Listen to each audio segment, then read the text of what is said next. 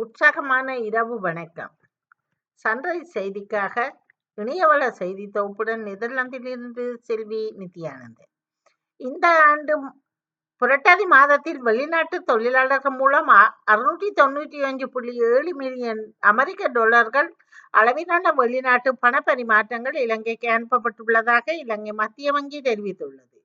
மத்திய வங்கியால் வெளியிடப்பட்ட சமீபத்தில் அறிக்கையில் இது குறிப்பிடப்பட்டுள்ளது. இலங்கைக்கு வருகை தரும் அனைத்து வெளிநாட்டினரும் நாட்டுக்குள் நுழைவதற்கு முன் மின்னணு பயண அங்கீகாரத்தை பெறுவது கட்டாயமாக்கப்பட்டுள்ளது. நாளை முதல் இந்த அனுமதியை பெறுவது கட்டாயமாக்கப்பட்டிருக்கின்றது. இலங்கைக்கு வந்தவுடன் இலவச சுற்றுலா விசாவுக்கு தகுதியுள்ள அனைத்து நாடுகளைச் சேர்ந்த வெளிநாட்டினரும் அதன்படி இந்த அனுமதியை பெற வேண்டும். இதற்கிடையில் அமெரிக்கா இலங்கைக்கான அதன் பயண ஆலோசனையை புதுப்பித்துள்ளது. காணி மோசடிகள் மற்றும் சமூக பிரச்சனைகளுக்கு எதிராக நகர்காவலர் எடுத்த நடவடிக்கையை வரவேற்று இதைத் தொடர்ந்து முன்னெடுக்க வேண்டும் என வடக்கு மாகாண ஆளுநர் நவன வேதநாயகன் வலியுறுத்தியுள்ளார். மன்னார் ராயல் அந்தோணி பிள்ளை ஞானப்பிரகாச ஆண்டகை கடந்த வெள்ளிக்கிழமை சுவிட்சர்லாந்து நாட்டுக்கு பயணம் மேற்கொண்டிருந்தார். வருடம் சுவிஸ் வாழ் தமிழ் கத்தோலிக்க இறைமக்கள் கொண்டாடும் மருதமடு அன்னையின் திருவிழாவானது இவ்வருடம் சுவிஸ் தமிழ் கத்தோலிக்க ஆன்மீக பணியக இயக்குனர் அருட்பணி ஐயுற்று முரளிதரன் அடிகளாரின் ஒழுங்கமைப்பில் மிகவும் சிறப்பான முறையில் கொண்டாட ஆயத்தங்கள் மேற்கொள்ளப்பட்டிருந்தன. இந்தியாவின் முன்னாள் பிரதமர் இந்திரா காந்தி ஆட்சி காலத்தில் கச்சதீவு இலங்கைக்கு ஒப்படைக்கப்பட்டதாக பாரதிய ஜனதா கட்சியின் தமிழ்நாட்டு தலைவர் நயினா நாகேந்திரன் குற்றம் சுமத்தியுள்ளார். வழக்கு சிபிஐ விசாரணைக்கு மாற்றப்பட்டு உள்ளதா, சிறப்பு விசாரணை குழு அல்லது ஒரு நபர் விசாரணை ஆணையத்தின் செயல்பாடு விலக்கப்பட்டு இருந்தால் செய்யப்படுவதாக நீதிமன்ற தீர்ப்பில் தெரிவித்துள்ளது. அமைச்சர்கள், மந்திரிகள், எம்எல்ஏக்கள் மீதான வழக்கில் எதுவும் நகர்வதில்லை. மற்றவர்கள் மீதான வழக்கில் வந்தே பாரத் புகைரதம் போல வேகம் காட்டப்படுகின்றது என சென்னை உச்ச நீதிமன்றம் தெரிவித்துள்ளது. இந்தியா கனடா உறவை மேலும் வலுப்படுத்தும் பணிகளை முன்னெடுப்பதில் மகிழ்ச்சி அடைவதாக மத்திய அமைச்சர் ஜெய்சங்கருடனான சந்திப்பின் போது கனடா அமைச்சர் அனிதா ஆனந்த் தெரிவித்துள்ளார். இதனைத் தொடர்ந்து அவர் பிரதமர் நரேந்திர மோடியை சந்தித்து பேசியுள்ளார். அமெரிக்க மாகாணம் ஒன்றில் நுண்சிக் சமையல் பாத்திரங்களுக்கு தடை விதிக்க நடவடிக்கைகள் மேற்கொண்டு வரும் நிலையில் கனடிய நிபுணர்களும் அதற்கு ஆதரவாக குரல் கொடுக்க துவங்கியுள்ளனர். கலிபோர்னியா மாகாணத்தில் சமையல் பாத்திரங்களுக்கு தடை விதிக்க நடவடிக்கை துவங்கி இருக்கின்றது. அமெரிக்காவின் சுற்றுலா விசா விதிமுறைக்கு பதிலளிக்கும் விதமாக ஆப்பிரிக்க நாடான மாலி அறிவிப்பு ஒன்றை வெளியிட்டுள்ளது.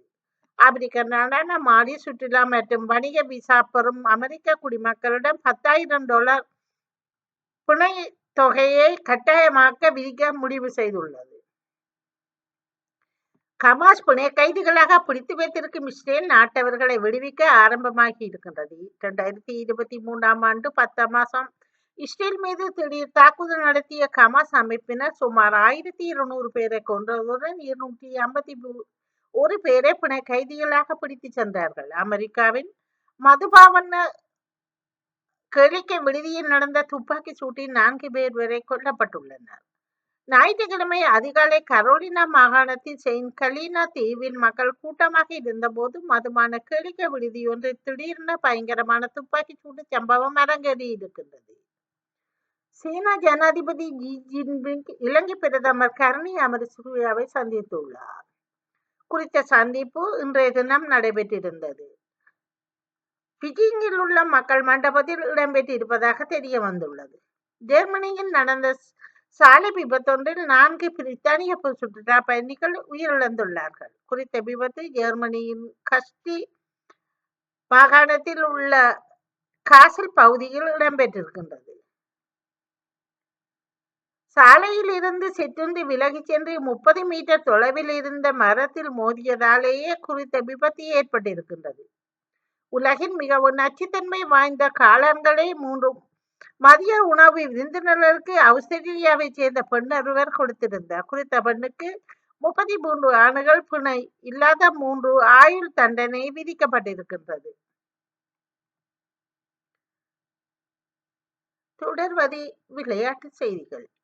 ஜெர்மனியில் நடந்த கால்பந்து வீரர் தோமஸ் முல்லர் தனது 300வது தொழில்முறை கோல் அடித்து சாதனை படைத்துள்ளார்.